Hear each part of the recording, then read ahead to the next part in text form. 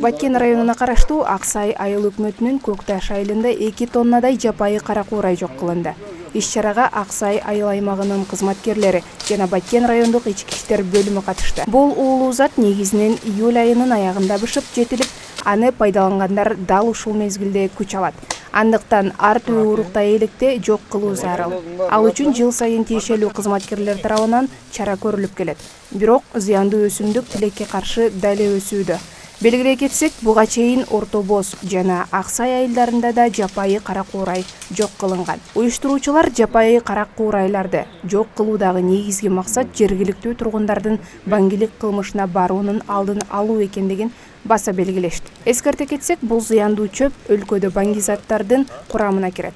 Аны өстүрүүгө, товар катары жүгүртүүгө тыюу салынды. Азыр бул Аксай айыл аймагында Көкташ, Аксай, Орто Боз айылдарында болжолдуу 2 тоннадай кара куурай жок болду.